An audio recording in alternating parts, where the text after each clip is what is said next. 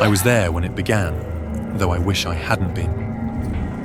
I served as the royal scribe, a position that required me to document the daily affairs of the court. That day, a fisherman arrived at the palace gates with an extraordinary catch. A mermaid. I'll never forget her. Even in death, her beauty was otherworldly. Silvery scales shimmered on her lifeless tail, and her delicate features seemed carved from moonlight itself. The court buzzed with excitement, and the prince, ever the glutton for novelty, ordered her prepared for the evening banquet. I watched in horror as the palace chefs carved her like a common fish. Her flesh, pale and marbled, was served to the prince and his guests on golden platters. I didn't touch it. Of course, I didn't want to. The very sight of it churned my stomach, but the nobles reveled in its flavor. The prince was ecstatic.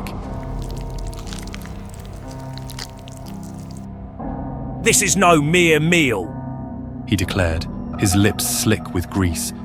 "This is divinity itself. We must have more." Thus began the hunt. The prince decreed that mermaids were to be sought across the kingdom. Fishermen transformed into ruthless hunters, arming themselves with nets laced in iron and harpoons sharp enough to pierce the heavens. They scoured the seas, combing every cove and reef for a glimpse of shimmering tales or ethereal songs. Each successful catch was celebrated with feasts in the palace, where the nobility dined on forbidden flesh, their laughter mingling with the distant cries of the ocean. Some fishermen grew nervous, speaking of strange events, nets torn to shreds, boats capsized by unseen forces. The prince dismissed their fears as cowardice. He didn't realize the ocean was listening and waiting. And then came the storm. It was a full moon when it struck, a tempest unlike any I had ever seen. Winds howled like banshees, waves clawed at the shoreline, and lightning split the sky. And then I saw him. A figure rose from the churning waters, towering and terrible. His beard flowed like seaweed, and his eyes burned with the fury of 1,000 storms. It was the Sea King. "You have slaughtered my daughters," he thundered, his voice echoing in the chamber. "You have defiled the sanctity of the ocean. For your crimes, you shall pay the ultimate price." He raised his trident, and the ocean was filled with a blinding light. When it faded, he was gone, and so was the storm. But the silence that followed was not one of peace. It was the calm before the true horror. The prince was the first. The morning after the storm, he complained of a sharp pain in his stomach.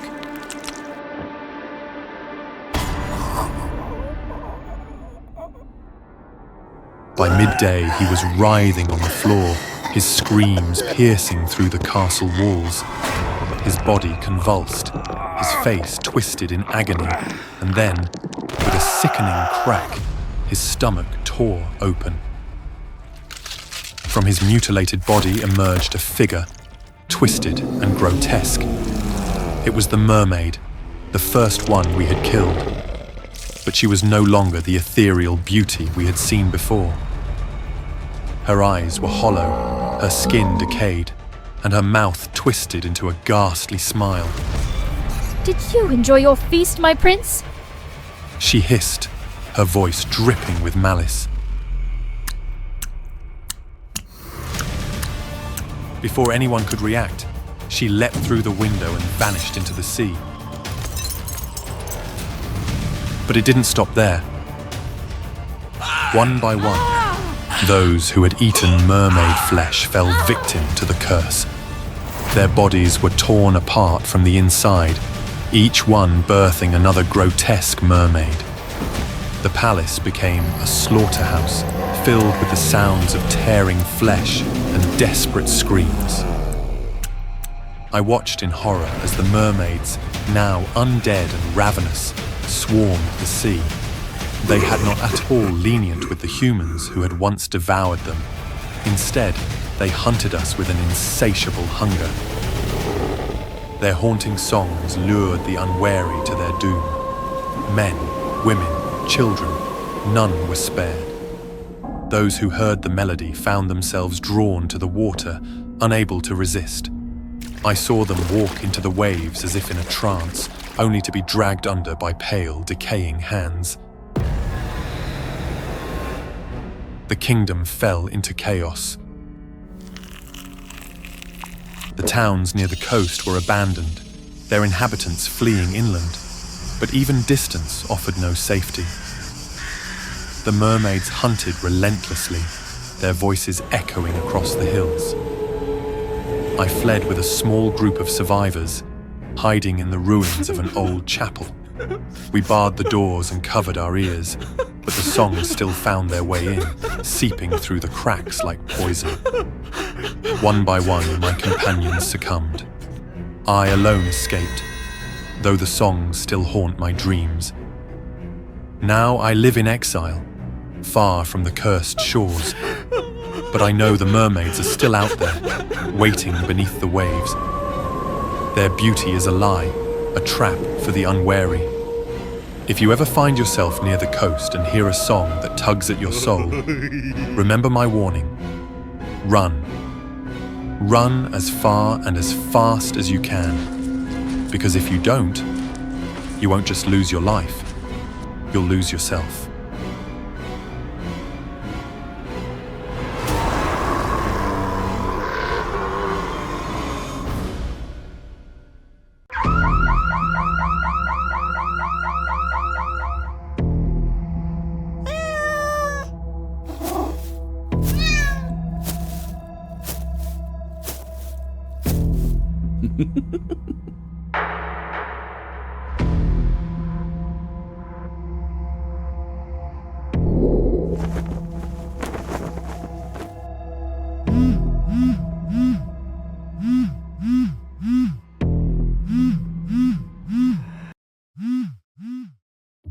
It has been a day since I couldn't contact John.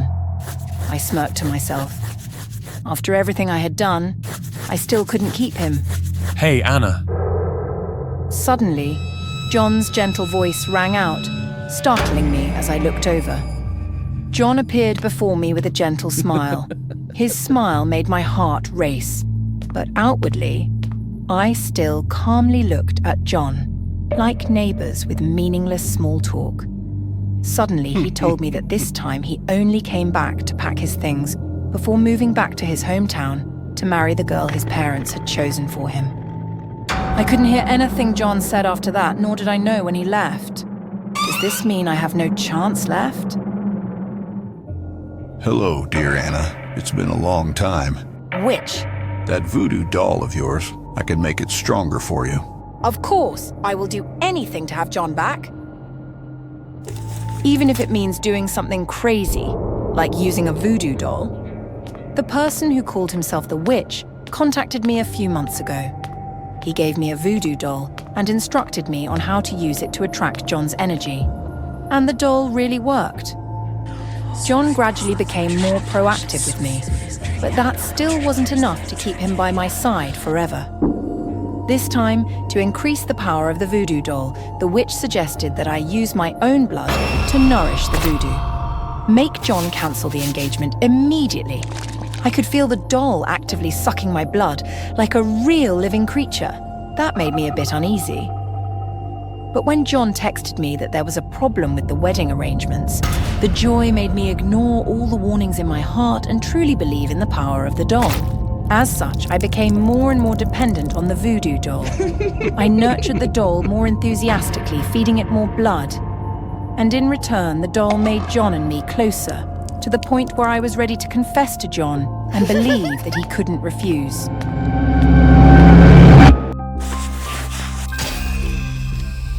But sometimes I wonder if my happiness is right. If if it can last long. The wounds on my fingertips won't heal.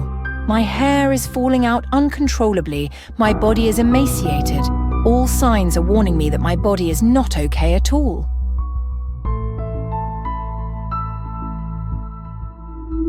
But I am so close to my goal. I can't give up so easily. The power of love will support my body. I believe so.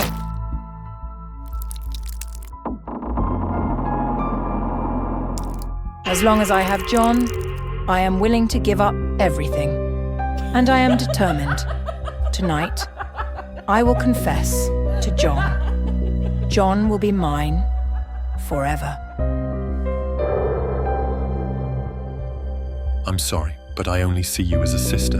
This can't be happening. The doll was clearly working so well. No, you can't leave! My mind went blank, with only one voice echoing in my head. Don't let John go. And the doll was the only thing I could think of. I saw John clutch his chest, crying out in pain as if something had really stabbed him. Then John collapsed right in front of me. I snapped back to reality. I never thought the doll could actually affect John's body. Trembling, I slowly reached out to check John's breath. Don't worry, he's not dead. The familiar voice suddenly appeared like a lifeline to me. Yes, I didn't do anything wrong. John is still okay. With the witch here, he will help me and John be together forever. The witch placed John and me in position and began the ritual. Up until now, John still hasn't woken up, which makes me a bit worried.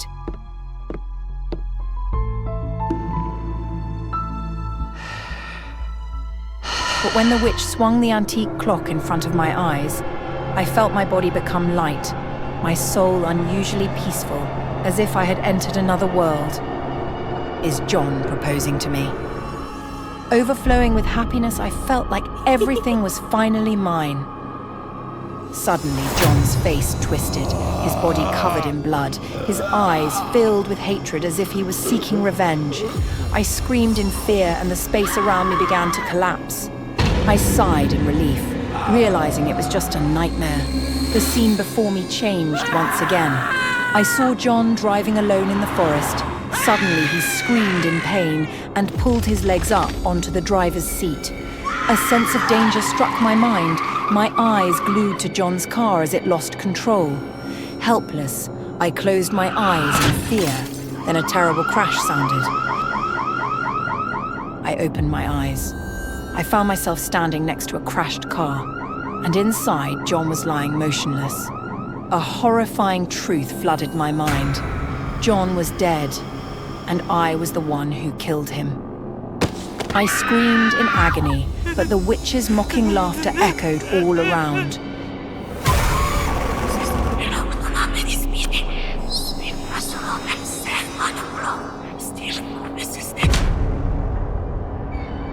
Well done, Anna.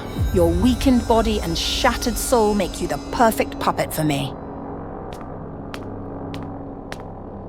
You can rest now. I will continue living your life.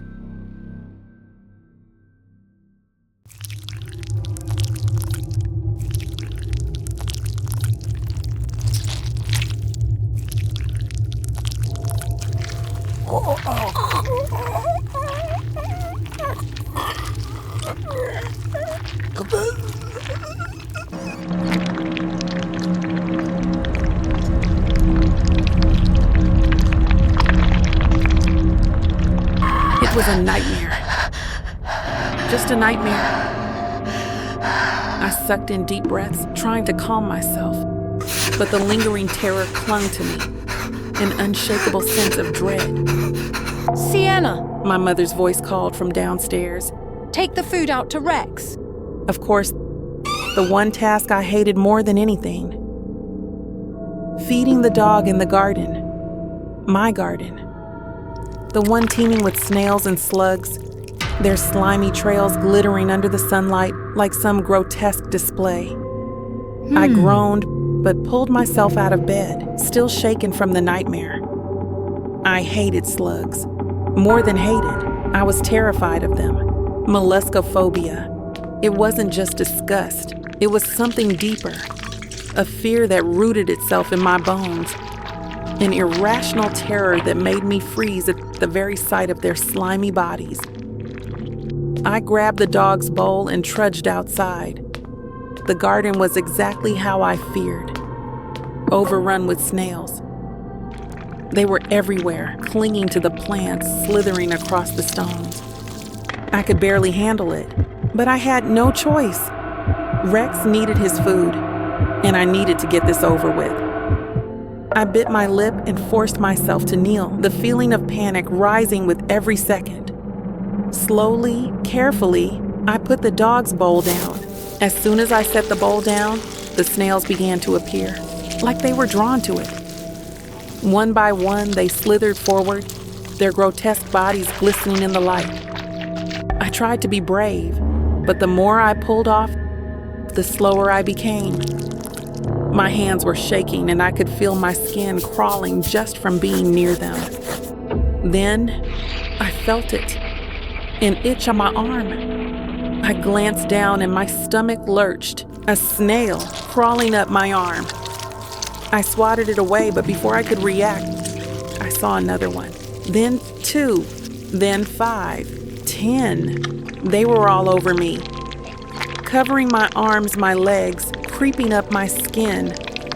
I screamed, the bile rising in my throat as I tried to shake them off. I could feel them on me, sticking to my skin, their bodies pulsing as they moved. My head spun with nausea, my breath coming in short, panicked gasps. I had to get away. I bolted back inside, slamming the door behind me. My body was shaking uncontrollably, and I rushed to the bathroom, tearing off my clothes and jumping into the shower. I scrubbed my skin raw, trying to wash away the sensation of them crawling all over me. But no matter how hard I scrubbed, I could still feel them, like their slimy trails were burned into my skin. Mom! I whimpered as I emerged, wrapped in a towel. There were snails on me. They wouldn't stop. She looked at me unfazed. You have to use salt. That's the only way to get rid of them. They hate it. Salt, of course. Why hadn't I thought of that? My mother handed me a jar of salt, and I clutched it like a lifeline. The next time one of those things came near me, I'd be ready. That night, I placed the jar of salt on my bedside table, close enough to grab in an instant. I needed to know it was there, ready to protect me. I drifted off to sleep, but it wasn't long before I woke again. This time, it wasn't a nightmare. It was real. I felt it. A snail slowly making its way up my leg. My breath hitched, my muscles locking in place as terror gripped me. I didn't dare move. It inched higher, the cold, slimy weight crawling over my skin. With trembling hands, I reached for the jar of salt. My fingers closed around it, and I hurled the salt at the snail. For a moment, I thought it was working. The snail recoiled, its slimy body shrinking in on itself. But then, it grew. My breath caught in my throat as the snail began to expand, its body swelling and twisting. Its eyes stretched out on long stalks, grotesque and bulging, while its mouth opened wide, dripping with thick, mucus-like fluid. And then I saw it, teeth. Rows and rows of tiny, writhing teeth, emerging from the gooey maw as it gaped wider. I screamed, throwing more salt, but it didn't matter. My legs wouldn't move. My body frozen in terror as its mouth stretched impossibly wide. The last thing I saw were those eyes, gleaming with malice as it lunged forward. And then, nothing but darkness.